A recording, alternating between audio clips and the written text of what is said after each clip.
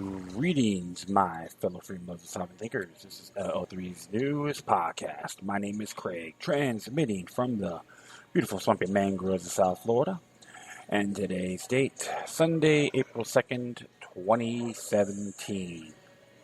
Yeah, I was just browsing around as usual and decided to check out this mugshot site, mugshots in Florida from FloridaToday.com. Interesting, you got some folks out there. Trespass property without structure. David Koss.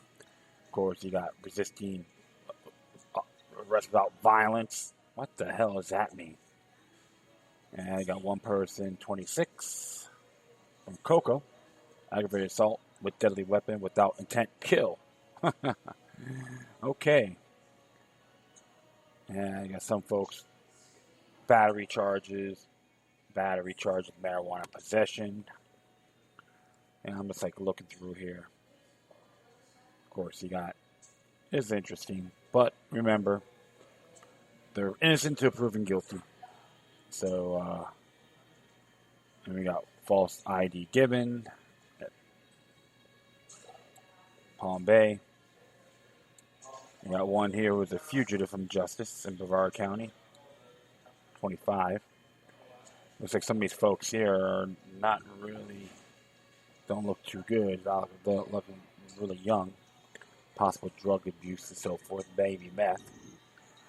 And we got one here. She's arrested for marijuana possession. Oh my goodness. Equipment with residue. Okay, do you know who the victim will be testifying against her? We'll find out. Of course. I know they got like victimless crime laws in here as well, so. But yeah, just like I'm doing is cruising through here. That's really it. Really, hold on here. Yeah, like to skip on me a couple times. Oh yeah, failure to appear in court. Sex battery by custodian victim.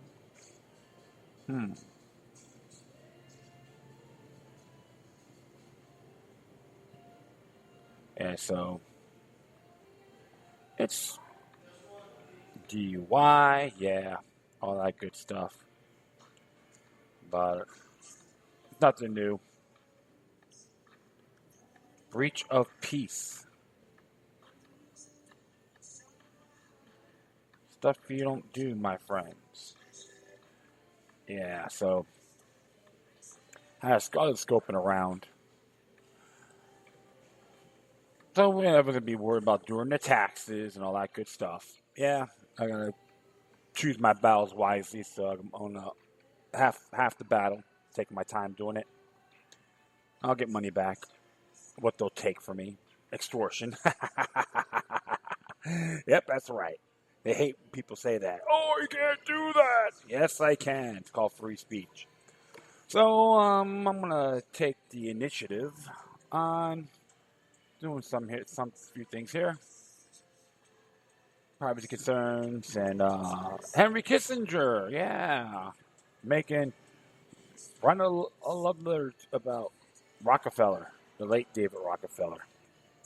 All right, well, we'll start off here. Big stakes in the French presidential election. Global governance versus the people. David, I put this out, so I'm going to take initiative on passing it on to you guys. So, as it researched by Diana Johnstone, the 2017 presidential election is no joke. It's shaping up as a highly significant encounter between two profoundly opposing conceptions of political life.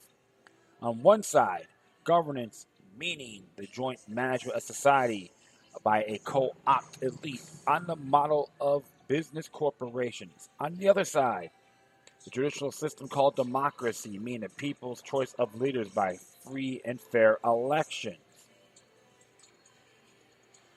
That's such a dirty word, democracy.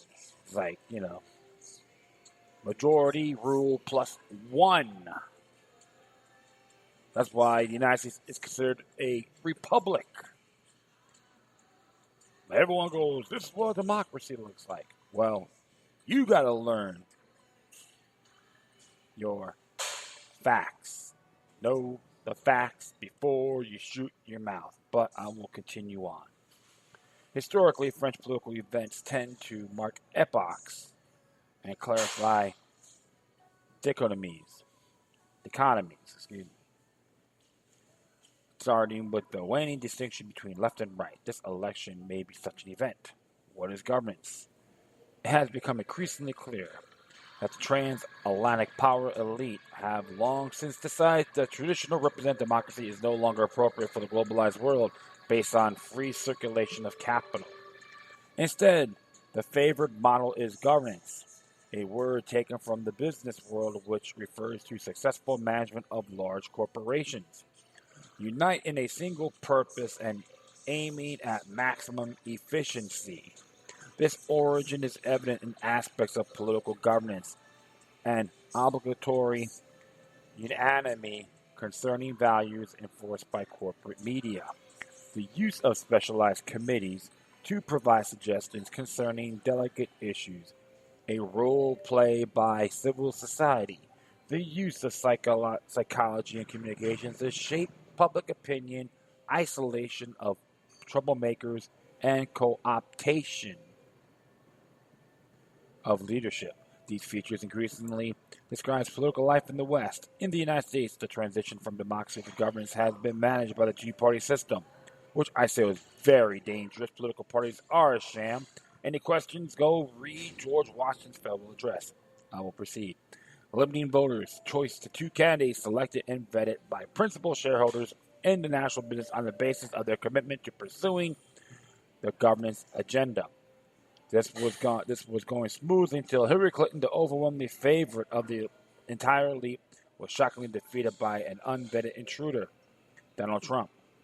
The unprecedented negative reaction throughout the West shows how little the global governance elite is ready to cede power to an outsider. The situation in the United States remains uncertain, but the upset reflected rising, although poor defined popular resentment against the globalizing governors, especially due to economic inequality and the decline of living standards for much of the population.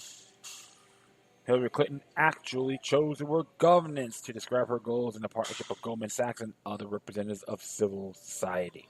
But even she was not a much a pure product of the globalization system, as the French candidate Emmanuel Macron.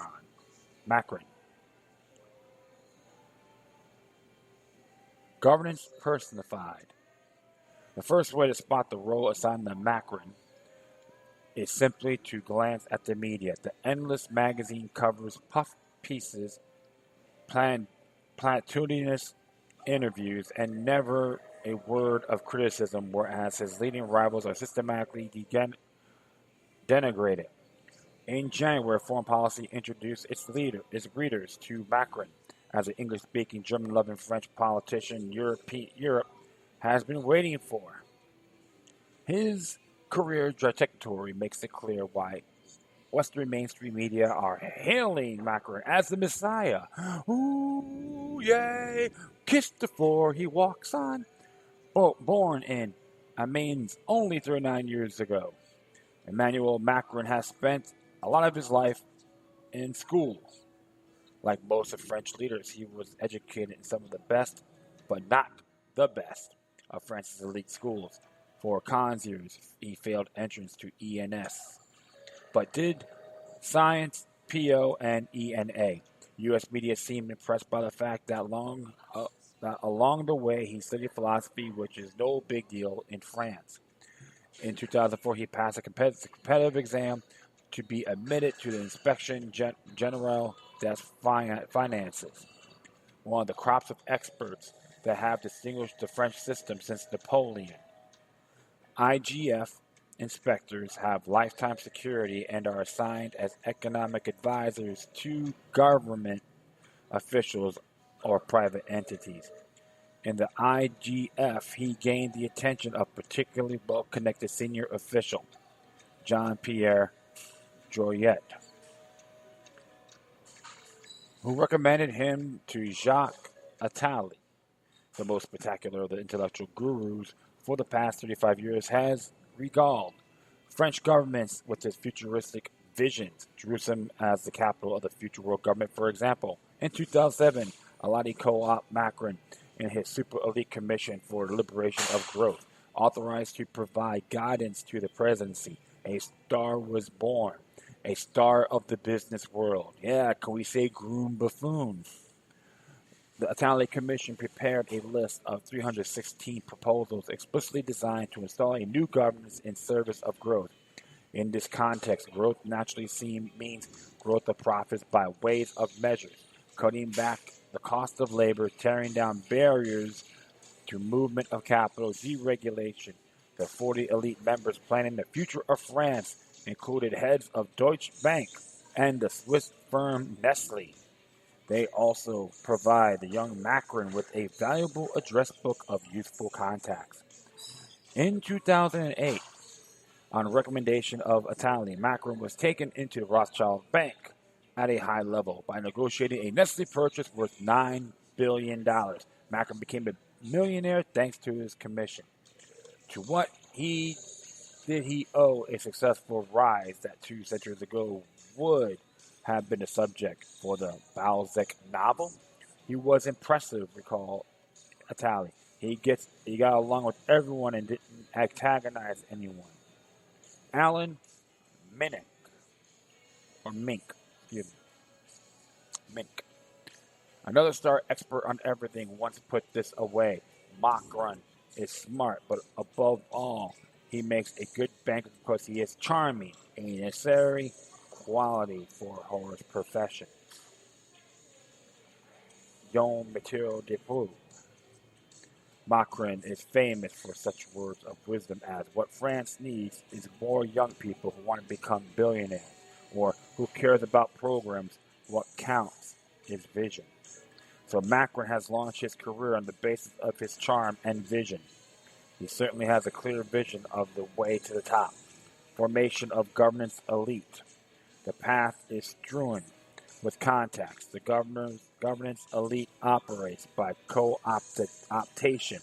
They recognize each other. They smell each other out. They are one of mind. Of one mind. They are of one mind. Excuse me. My mistake. Of course, these days, the active thought police are quick to condemn talk of governance as a form of conspiracy theory. But there is no conspiracy because there is no need, does not need to be. People who think alike act alike and possibly smell alike.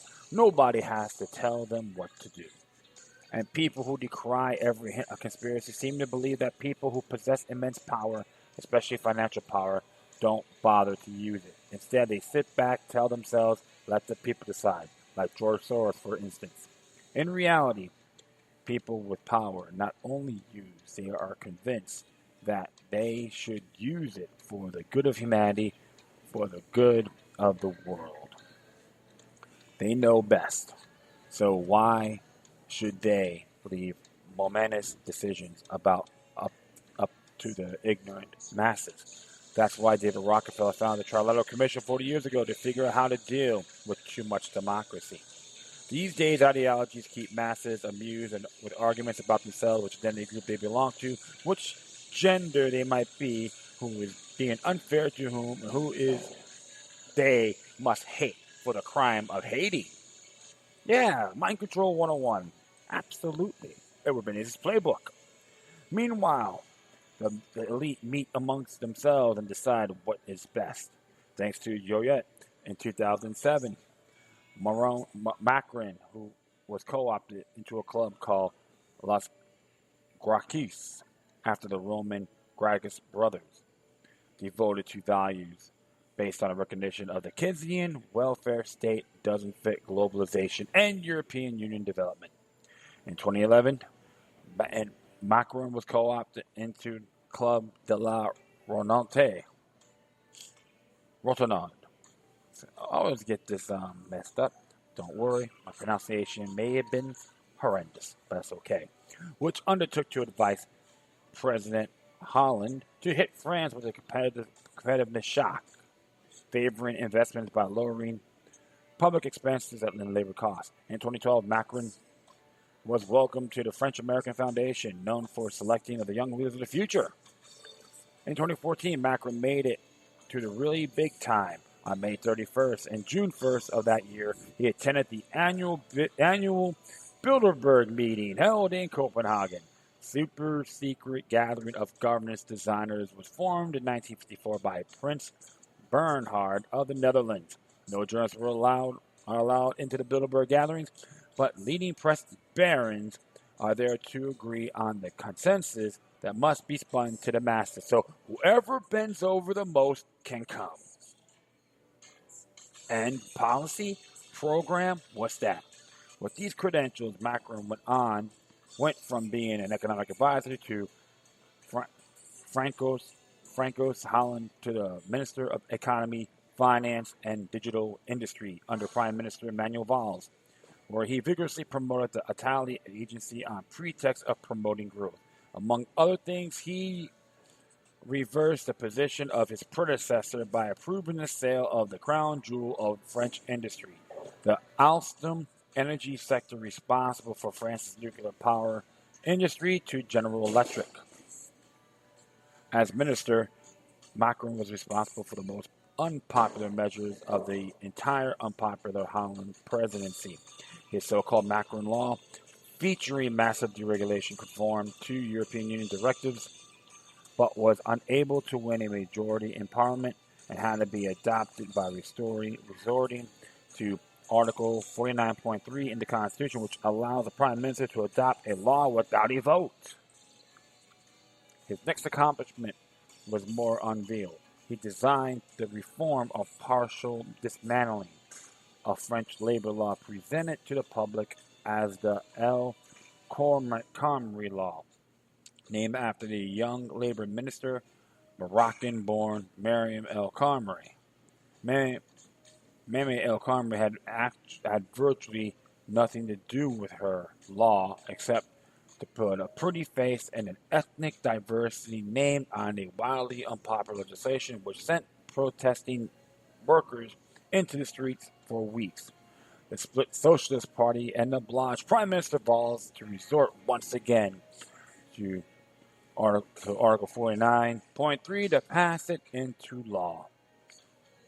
Here the story becomes almost comical. Macron slash and burn dashed through the Holland-Valls government, virtually destroyed the French Socialist Party, leaving it divided and demoralized. This opened the way for Macron to emerge as a heroic champion of the future, neither left nor right.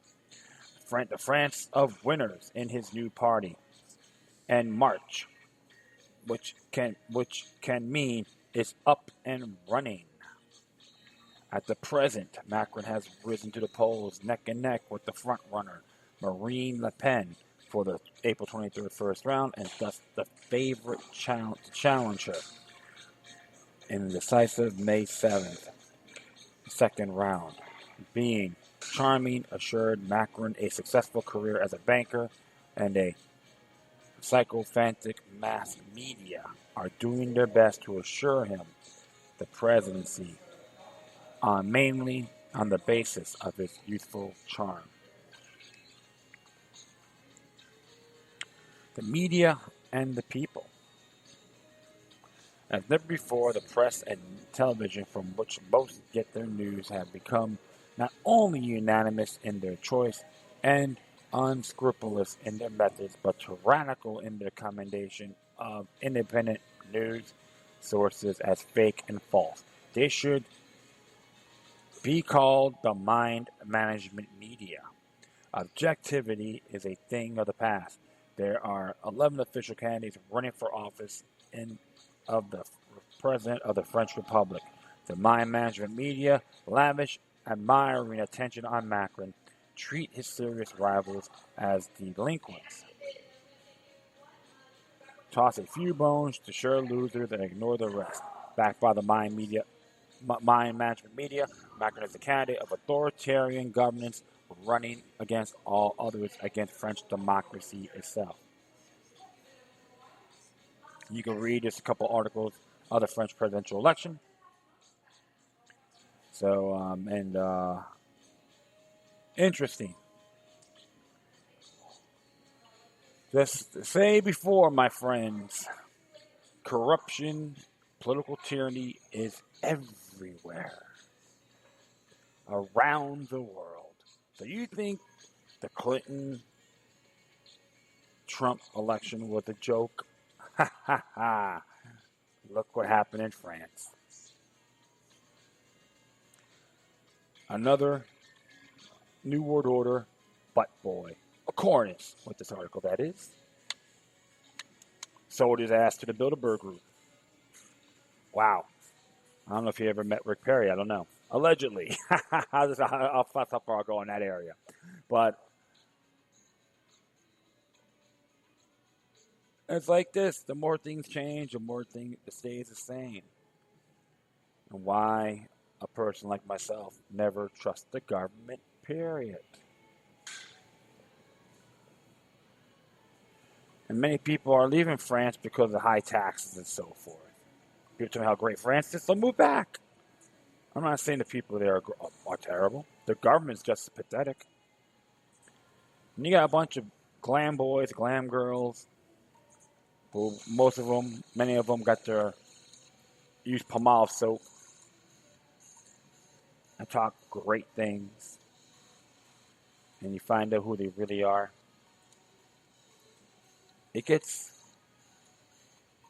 old, stagnant, and downright ludicrous. I guess everyone needs to keep their eyes out in France and what's really going to be happening. So, it's no joke. Nah, yes and no. For sure. But the whole thing is, everyone in France needs to remain vigilant, period.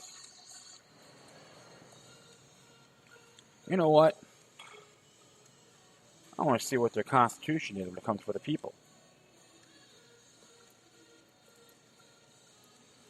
So make that real easy. I'm typing away here for the moment.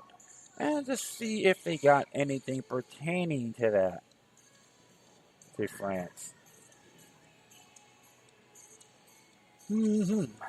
Yeah, so we'll just find out right here. Let's see. That's all Wikipedia. Let's check this out. Shall we?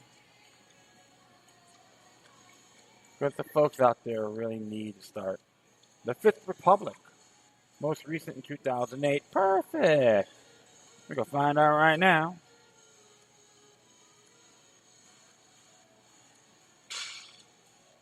Just some modifications. Yeah, I want to see what the people have to say. Let's see if they have a Bill of Rights or Declaration of Rights or anything like that. I call France the nation of privileges. So, yeah, just see here. See what I can find. Yeah, I'm just like browsing through. Oh yeah, let's see here. Let's just find out. Yeah, okay. I like what it says here on state principles. France is an indivisible, secular, democratic, and social republic. It ensures the equality of all citizens before the law without distinction of origin, race, or religion. It respects all beliefs and organized on a decentralized basis. Well, right now, what's going on over there is more like centralization, as far as I'm concerned, according to this last article I've read, right? And I love this motto: liberty, equality, fraternity. Electoral rights, political parties, nothing about the people. Nothing here. Let me see. Principle, if its principle is the government of the people, by the people, and for the people. Okay, that is Title 1, Article 2, Section 5.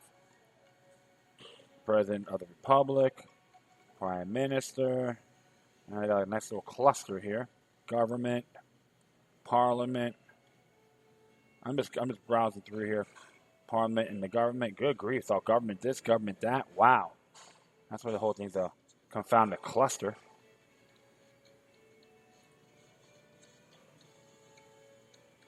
Organic law. Yeah, a lot of treaties and all that good stuff. So, Constitutional Council, Judiciary. That's why that place is so messed up. Economic, social.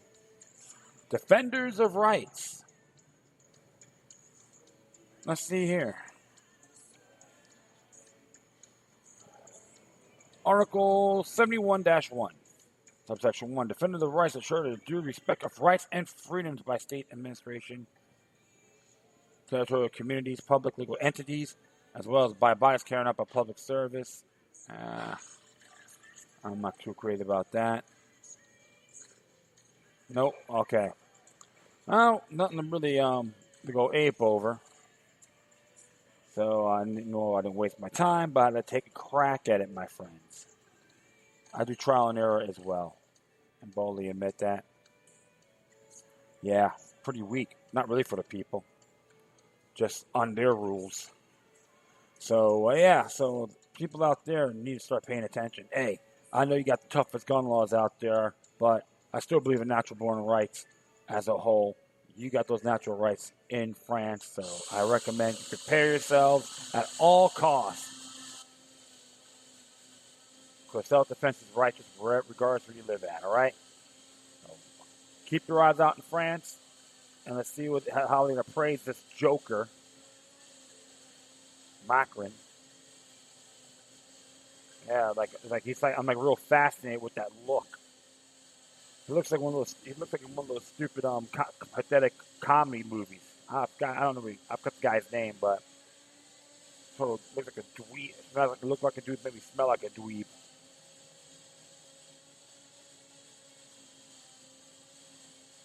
Emmanuel Macron.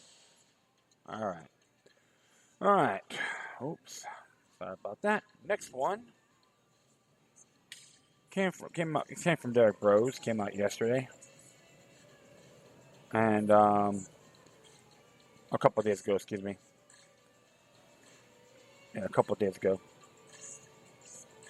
And it's entitled, Henry Kissinger Writes a Love Letter to David Rockefeller. How sweet. Let's hear what he has to say. Henry Kissinger, the former U.S. Secretary of State and wanted war criminal, penned a goodbye letter to his recent deceased friend, David Rockefeller. David Rockefeller, head of the Rockefeller dynasty, former Chase Manhattan Bank chairman, and a member of the Council on Foreign Relations Trilateral Commission and Bilderberg Group, died earlier this month at the age of 101 after a career promoting eugenics, global government, and totalitarian dictators. Rockefeller has finally moved on to the next realm.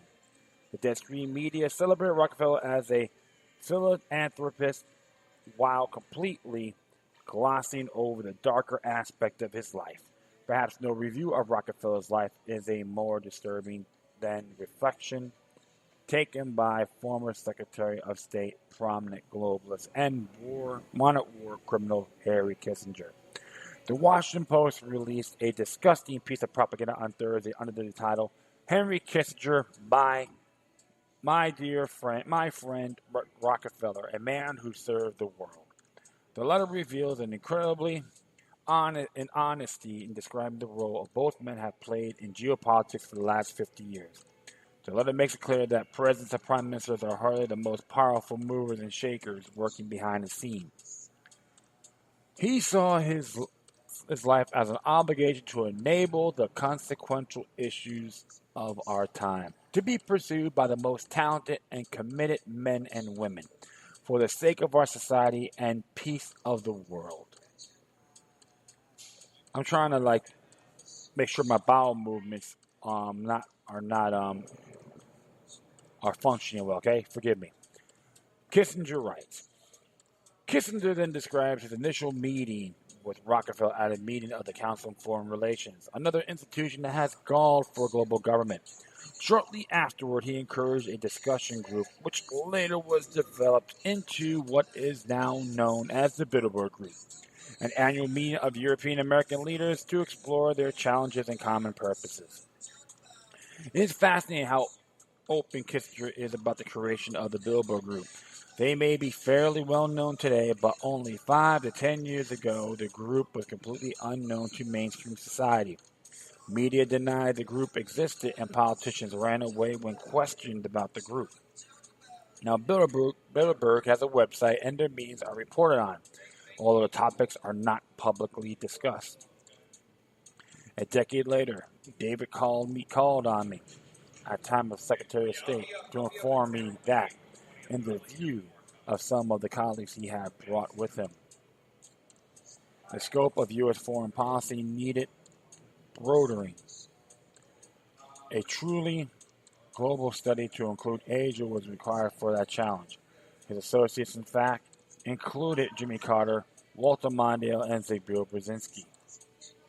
In other words, a government in exile waiting to replace the administration which I served. But David's combination of dedication and innocence was such that the thought never took hold. Instead, I became a founding member of the Trilateral Commission, which thrives to this day. Again, Kissinger is openly admitting influence in geopolitics, specifically U.S. foreign policy. He mentioned Rockefeller as a former U.S. president, Jimmy Carter, and Zbigniew Brzezinski, a former advisor to many presidents, and one of the men responsible for creating Al-Qaeda. In other section, Kissinger writes that Rockefeller was received around the world like a head of government. Kissinger then explained how Rockefeller was able to use his power and influence to bring heads of state together, heads of state and other important players to make policy changes, including nuclear proliferation.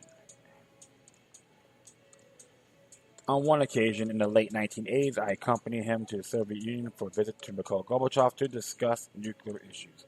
David has invited former French President Valéry Giscard d'Estaing, a former Japanese Prime Minister Yasuhiro Nakasone, and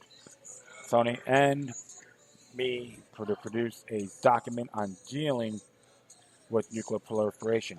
Only David would have been capable of bringing about that combination of participants for that matter, conceiving the idea.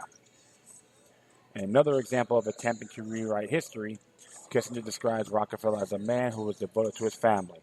He remembers that in 1979, when the Shah of Iran was being exiled, some close friends appealed to David to help find refuge for a ruler who had demonstrated his friendship with America in various international crises. Kissinger said Rockefeller ultimately helped the Shah despite any negative commercial impact at Chase Bank. What Kissinger fails to mention is that the Shah was exiled from Iran during the 1979 revolution because he was a puppet who had been installed via a CIA coup in 1953.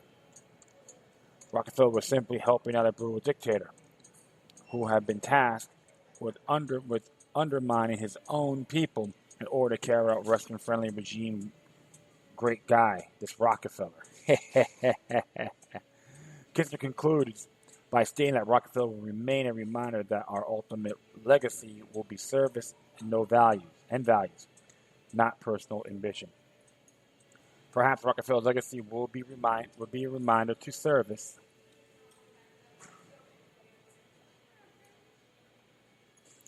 One moment here.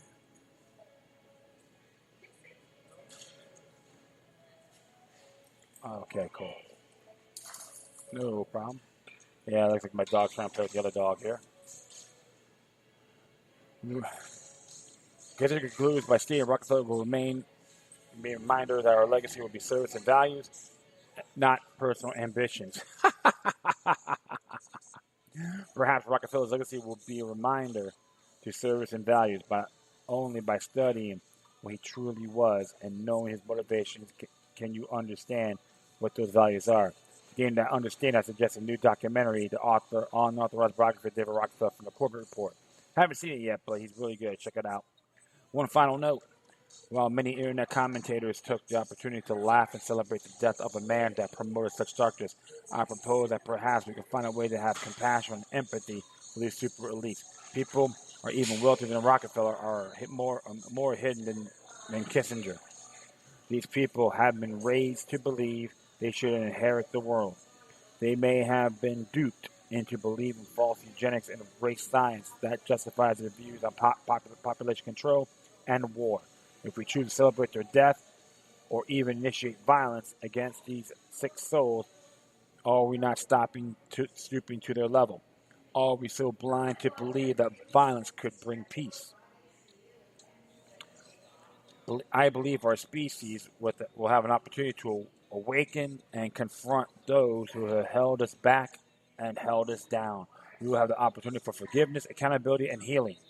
How we choose to act in those moments. Does an of a eye for an eye truly make us all go blind? We must determine what path we want our species to take on our journey to a higher state of consciousness, especially when confronting darkness. That was spiritually well written, Mr. Bros, and I do thank you for putting this out. Yes, and I do say the same thing. I didn't really never celebrated Harry Kissinger. David Rockefeller's passing. Yeah, there's some photos out there about the heart thing, so forth I post on Facebook. But I just put it out there not to celebrate his death. But yeah, he did pass, but you can never take it for granted. Because when one tyrant falls, another one shall arise. So we have to keep being vigilant, spread the message of how the filth these individuals, including David Rockefeller's labor, has to be addressed. Don't need the mainstream news. We can do this as individuals, and things are happening. Like I said in the past, if you hang out with the same fools that don't want to comprehend, you're wasting your energy. Be your own explorer when it comes to the truth movement, the information war. Even the person like myself like to do that, just to chit chat. And there are times people come to me about this, which is good. I'm very pleased, and it's very pleasing to hear. So remember, we're not alone. You're not alone. We're all in this world together. So let David Rockefeller rest in shame. But we got to keep moving forward on what we want to see. True peace, security, and spiritual prosperity worldwide. Break the planet from a prison to a paradise. Not going to happen overnight. But have it in your spirit that the new world, the one world order, new world order, whatever you want to call it, won't prevail. And that is it on that particular article. Now let's check this out. The originally came from Private Internet Access, but Blacklisted News shared it. Minnesota Senate votes 58 to 9 to pass internet privacy protection in response to repeal FCC privacy rules.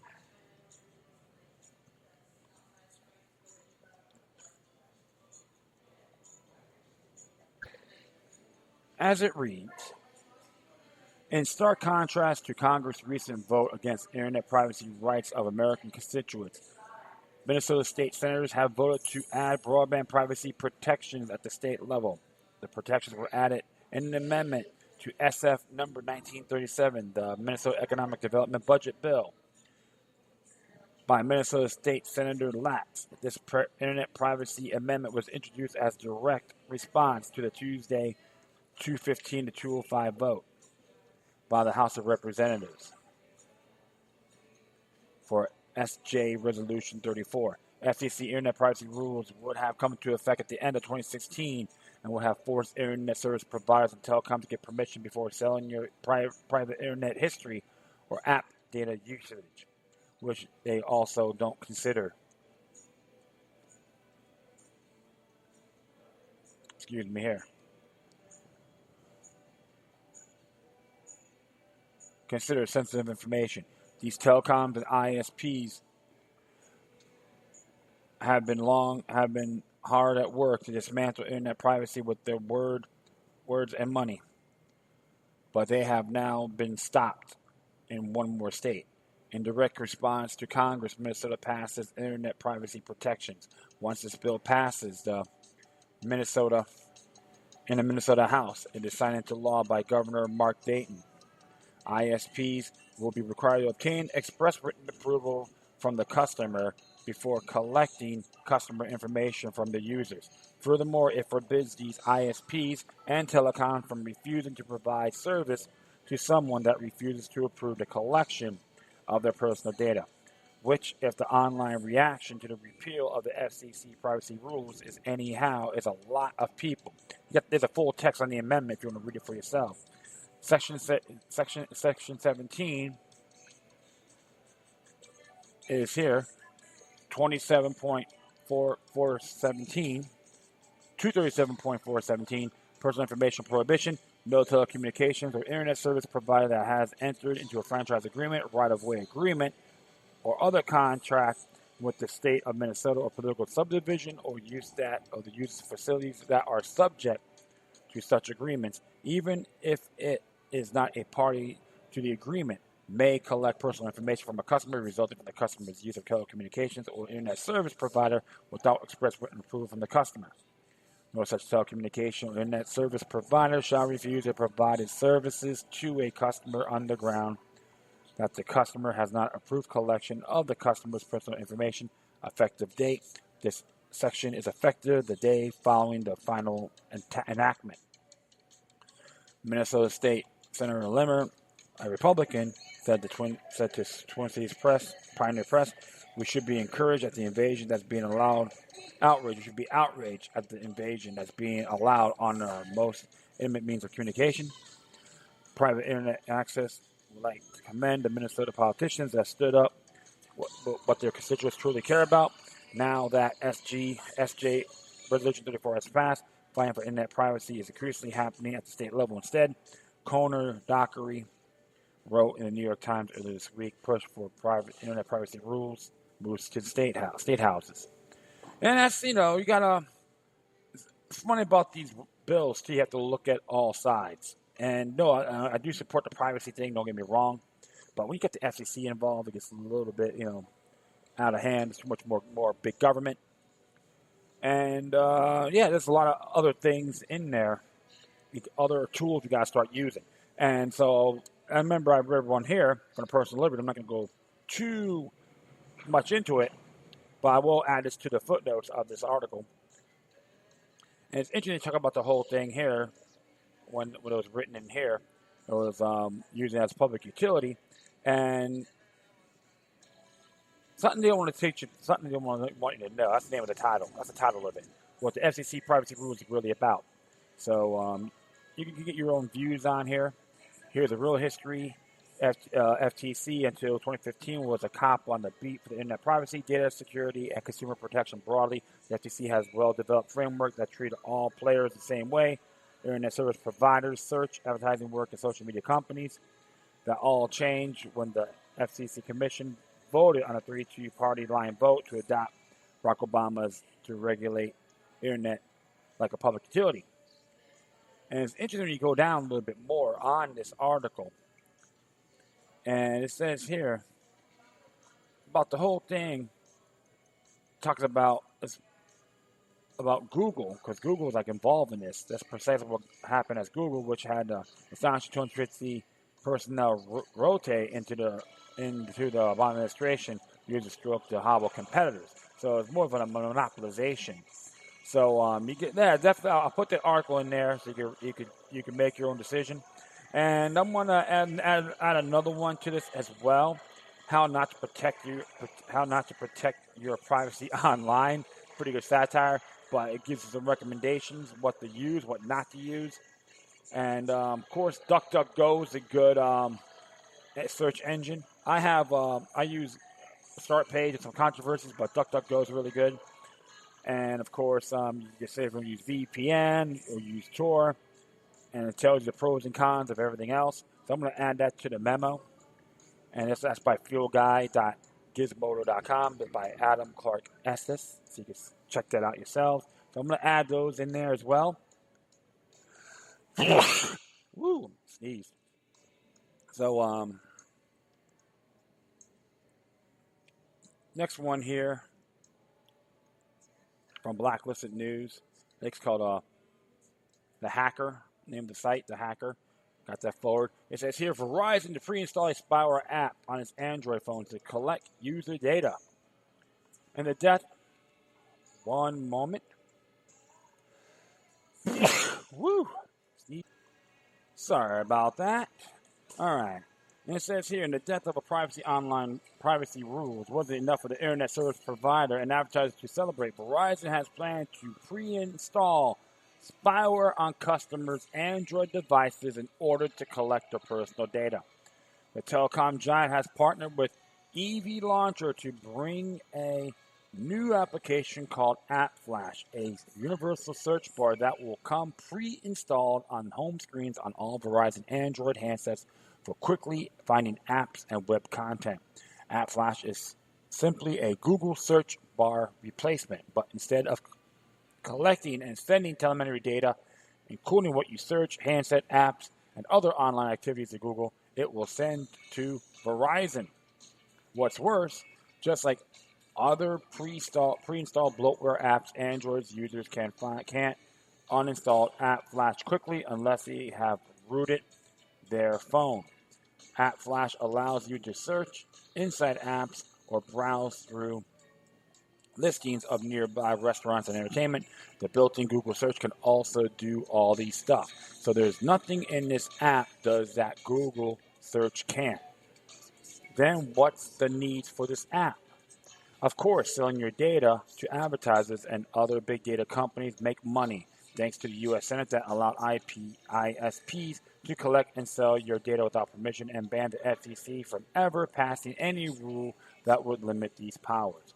Here's what the privacy policy of Flash app reads. We collect information about your device and use your app Flash service.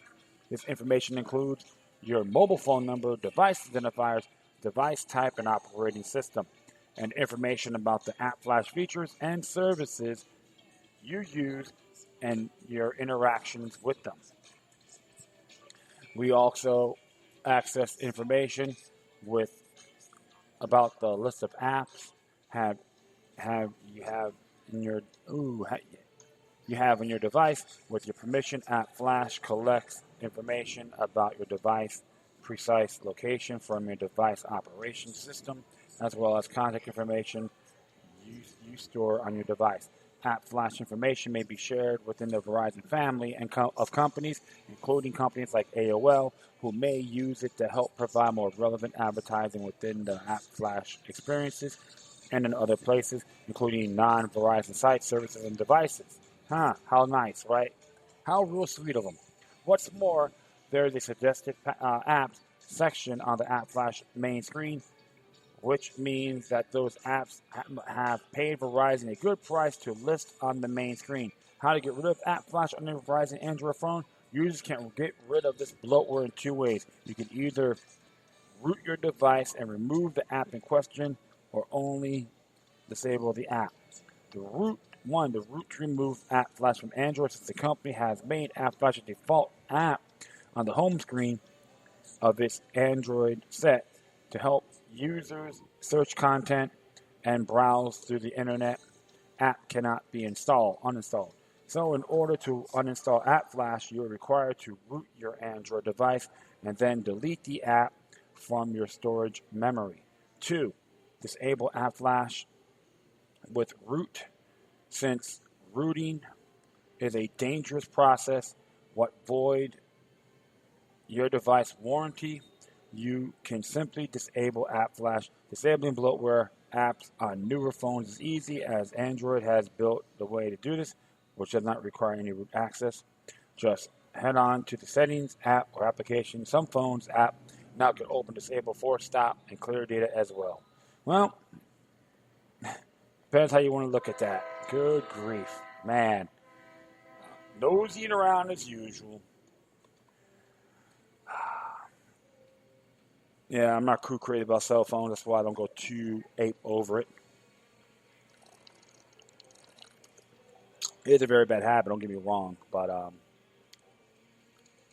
the whole thing is keep everything minimal. Don't get too crazy. But if you find ways to counter it, make it happen. All right. So finally, from 10th Amendment Center.com to the governor, Montana passes bill to limit ALPR use to help block national license plate tracking program. Came out April 1st. This is by Mike Beharry. Once again, today the Montana House gave final approval a bill that would limit the use of automated license plate readers in the state. Passage into law would also place significant roadblocks in the way of a federal program using states to help track the location of millions of everyday people through pictures of their license plates. Representative Daniel Zelenkov, Republican from Billings, sponsored House Bill 149. The legislation prohibits the use of ALPRs except for specific purposes and would place limitations on the retention and sharing data gathering by license plate readers. Last month, the Senate passed it by a 48-1 vote today. Today, the House concurred with 91 to 7, sending it to the governor. Under the proposed law enforcement agencies would be allowed to use ALPRs for specified law enforcement purposes only. These include identifying stolen vehicles, locating missing persons, locating individuals with outstanding warrants, locating vehicles involved in homicides or other major crimes, and case-specific investigative surveillance. Any data collected by ALPR cannot be stored for more than 90 days without a preservation request or a state or federal warrant. A preservation request would only be valid for a year and would have to be renewed for continuing data storage.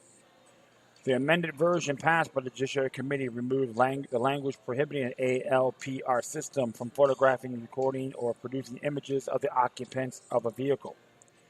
The passage of this bill will prevent the state from creating permanent databases using information collected by ALPRs and would make it highly unlikely that such data would end up in federal databases. Impact on federal programs. As reported in the Wall Street Journal, the federal government, via Drug Enforcement Agency, tracks the location of millions of vehicles. They engage in this for over 8 years, all without a warrant or even public notice on the policy. State and local law enforcement agencies operate most of these tracking systems paid for by federal grant money. The DEA then taps into the local database to track the whereabouts of millions of people for the simple act of driving without having to operate a huge network itself. The majority of federal license plate tracking data comes with state and local law enforcement. Passage of this legislation would take a major step toward blocking that program from continuing in Montana. The feds can't access data that doesn't exist.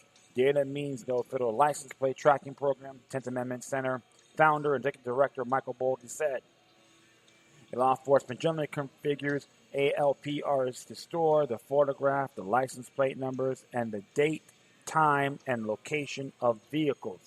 But according to a newly disclosed records obtained by the ACLU via a Freedom of Information Act request, the DEA is also captures photographs of drivers and their passengers.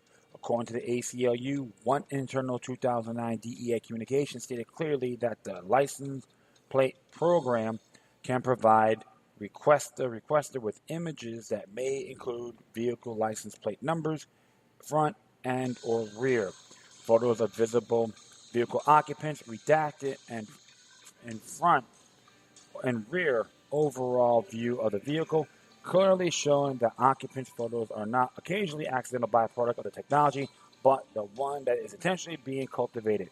A 2011 email states that the DEA system has the ability to store up to 10 photos per vehicle transaction, including 4 occupant photos. with the FBI rolling out a facial nationwide recognition program last fall, and the federal government building biometric databases, the fact that the feds can potentially access store photographs of drivers and passengers, along with detailed location data, magnifies the privacy concerns surrounding ALPRs. Passage of this legislation will represent a first good step toward putting a big dent in federal plans to continue location tracking and expanding its facial recognition programs. The less data the state makes available to the federal government, the less ability they have to track people in Montana and elsewhere. Next, HB 49 will move to the governor's desk. He must sign or veto within 10 days after transmittal, or the legislation becomes law without his signature.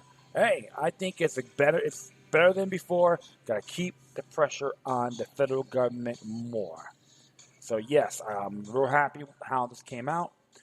It's another victory for the people in that state, and conspire others within the union to make it, to replicate it.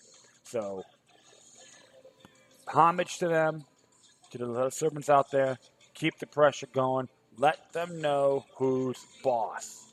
The country is called, that's why they call it the United States, not the centralized states. Okay? All right, my friends, I'd like to thank everyone for listening. Plus, feel free to download and share this throughout your social media networks. If you have any questions, comments, or you want to send me something that's interesting I may want to check out, whatever you do, please deliver your correspondences with decorum. Keep me on Facebook, Twitter, Google+, Spreaker, iHeartRadio, Tumblr, YouTube, Freedoms Network, Scene.life, and Minds.com. Or you can email me at LokiLuck3, which is LokiLuck3 altogether at gmail.com. Or the encrypted ones, LokiLuck03 at protonmail.com. I'd like to thank CJ's Lounge again for letting me do my show here, which is located at 400 Southwest 1st Avenue, or they call it New River Drive, along beautiful Fort Lauderdale, right by the New River. And it's the southwest section of the Andrews Avenue Bridge. And you can, if you want to donate your money, support my show, patreon.com/LokiLuck, Roman numeral 3 eyes. So I will post that on my Spreaker page as well, okay? Once again, thank you for your time. Plus, always remember that demoniac resistance is healthy for the soul and can liberate humanity. Until next time, take care of yourselves. Keep on spreading the love, and may your guardian spirits be with you.